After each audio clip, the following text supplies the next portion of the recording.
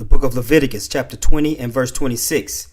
And ye shall be holy unto me, for I, Yahweh, am holy, and have severed you from other people, that ye should be mine. First and foremost, I want to give all the glory and all the honor to the Most High God, Yahweh, in the name of his beloved Son, Yahawashi. Today, I'm going to get into what is the true meaning of holy. We know that the Christian church a lot of times will say that is being pure, which will make that very difficult for some people to do. But when we get into it, holy only means to be set apart, to be separate. Okay? So the verse that I just read in Leviticus chapter 20 and verse 26, this is this is what the Most High chose. You know, he picked a certain group of people unto himself. You know, he gave them statute, laws, and commandments, you know, to be separate from the other nations. This was Yahweh's desire. You know, his desire was always for Israel to be separate, or holy, or set apart from everyone else. You know, these other nations, they had their own gods. They had their own culture. You know, Israel always wanted to be a part of these other nations' culture, and also always wanted to worship these other nations' gods. Okay? You know, that's how a people is conquered, by adapting to another nation's culture. Just like how the Romans, they was able to conquer the world by introducing their culture. The same with the Greeks. That's how a lot of our people was carried away unto the Greeks. You know, they became Grecians. All right, so we got to be careful, you know, that we not taken away by these other nations, carried off into idolatry, you know, worshiping their other gods, doing their customs, doing their commandments of men, you know.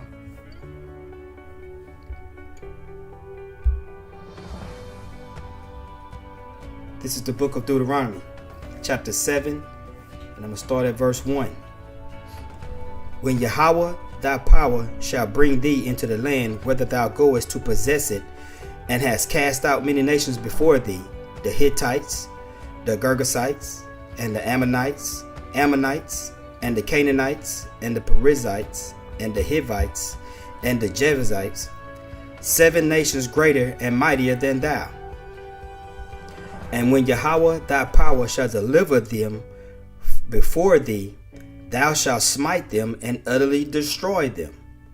Thou shalt make no covenant with them, nor show mercy unto them. Neither shalt thou make marriages with them. Thy daughter thou shalt not give unto his son, nor his daughter shalt thou take unto thy son. For they will turn away thy son from following me, that they may serve other gods. So will the anger of Yahweh be kindled against you, and destroy thee suddenly. But thus shall ye deal with them. Ye shall destroy their altars, and break down their images, and cut down their groves, and burn their graven images with fire. For thou art an holy people unto Yahweh thy power. Yahweh thy power has chosen thee to be a special people unto himself, above all people that are upon the face of the earth. Yahweh did not set his love upon you, nor choose you, because ye were more in number than any people, for ye were the fewest of all people. But because Yahweh loved you, and because he would keep the oath which he had sworn unto his fathers, that Yahweh brought you out with a mighty hand, and redeemed you out of the house of bondage, from the hand of Pharaoh king of Egypt. Know therefore that Yahweh thy power, he is God, the faithful God, which keepeth covenant and mercy with them that love him, and keep his commandments to thousands of generations. So Yahweh gave us a playbook, you know, how to deal with these other nations. And that's what he was saying in Deuteronomy chapter 7. Don't let your sons marry their daughters, and don't let your daughters marry their sons. And he's talking about these other nations of people, man. And he said, this is I'm gonna go back up to verse 7 and 5. But this shall ye deal with them. Like, this is how you deal with these other nations. You shall destroy their altars, break down their images, and cut down their groves, and burn their graven images with fire. So when you come in contact with these other nations, man, you're supposed to denounce every wickedness that they do. Don't be partakers of it. Don't start worshiping their gods. Don't go into their temples. Don't bow down to their altars. And don't bow down to their graven images, man. So this is how Yahweh told the children of Israel how to deal with these other nations. But what Israel go and do? Israel go and conform to what these other nations are doing, instead of being holy, being separate, being set apart, like Yahweh always proclaimed that he wanted his people to be from the beginning, man. Like I read in Leviticus 20. If you call by Yahawashi or Yahweh to be a part of this truth, you cannot do as the other nations do. You just can't do it, man. This is the book of Romans. This is the book of Romans, chapter 12 and verse 2. And be not conformed to this world, but be ye transformed by the renewing of your mind, that ye may prove what is that good and acceptable and perfect will of Yahweh, man. And part of that will of Yahweh is for his people to be separate, to be holy, like he proclaimed them to be. Okay? But this brings us in to a part of what this lesson is about. We in that time of the year where we celebrating Christmas. Okay, we got Christmas, we got New Year's follow right after. We just had Thanksgiving before this. You have to learn to be separate from what's going on in this world, man. You can't be partakers of that. So what they doing is partaking in this is other nations' culture, man. Christmas is a Babylonian culture. It's a Babylonian celebration. Do you know this kindles a fire in Yahweh, like I just read in Deuteronomy? It kindles a fire in Yahweh whenever you partake in these celebrations, in these pagan holidays, these pagan idol worshiping. Because that tree, that's all it is. That tree is an idol, man. And this is just a test of your faith. It's your test of your faith and your will, to be separated, to be different from the world. Yahweh want to see if this is what you want. Okay? This time of the year, everybody seeming happy, cheerful, giving gifts. But what they don't realize is that they are really being wicked. Which is makes the Most High mad, man. Especially when his people partake in it.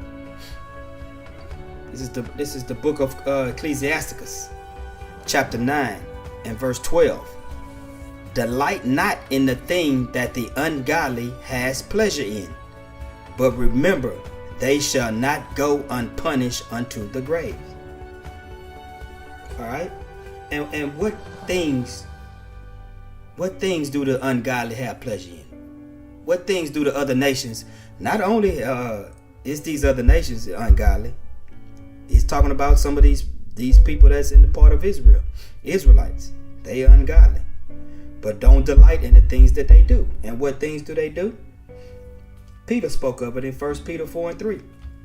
They delight in lasciviousness, lust, excess of wine, reveling, banqueting, abominable idolatries, man. And that tree is one of the abominable idolatries. If you got that tree set up in your house, that's an abominable idol. All right? And that's against the Most High's will, man, for his people. We're not supposed to be doing that. We're supposed to keep ourselves holy, for Yahweh is holy. We're supposed to be separate, man. And when you partake in these customs of and any other commandments of men, you are not separating yourself. And also, you are not part of that holy nation that will receive redemption. Okay? That holy nation that's mentioned in Deuteronomy 7 and 6. You will not be part of that holy nation if you don't separate yourself. This is the book of Isaiah chapter 4, and I'm going to start at verse 3.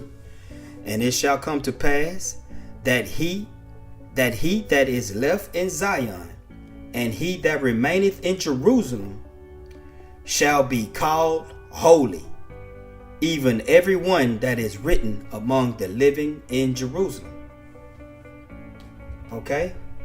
After Yahweh destroyed all the rebels among his people, the ones who didn't separate themselves, he will call his true believers holy, and they will receive everlasting life.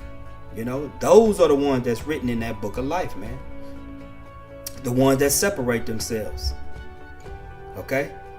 So if you partaking in any of this stuff and not separating yourself, you are not in the book of, you won't be written in this book of life. Just period. So that Deuteronomy 7 and 6, that's not talking about all Israel. That's talking about the ones that separate themselves. That's what that's talking about.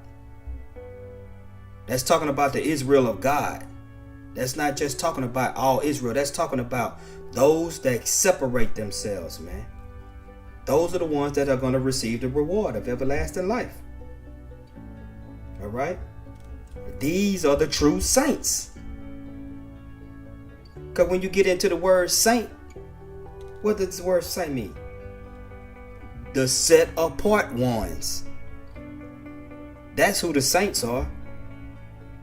So you just can't call all Israel saints. The saints are the ones who are separated, who separates themselves from the world. The ones who is not conformed to the world. The ones who not doing what the masses of the world are doing, like celebrating Christmas, man. Celebrating Thanksgiving. Celebrating New Year's. Okay?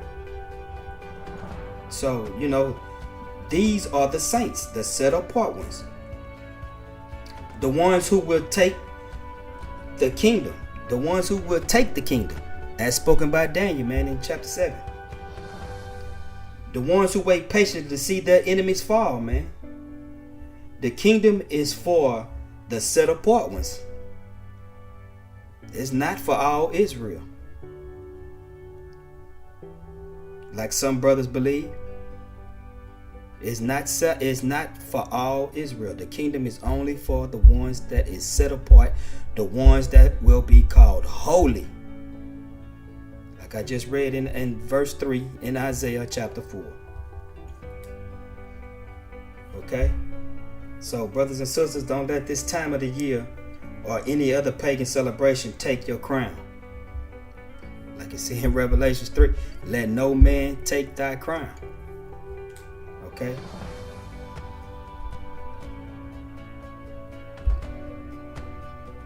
This is the book of Revelation chapter 22 and 11. He that is unjust, let him be unjust still. And he which is filthy, let him be filthy still. And he that is righteous, let him be righteous still. And he that is holy, let him be holy still. And with that, I want to give all the glory and all the honor to the Heavenly Father Yahweh, in the name of his Son, Yahawashi. Peace to the brothers and sisters around the world that's doing this work in truth and in sincerity. Shalom.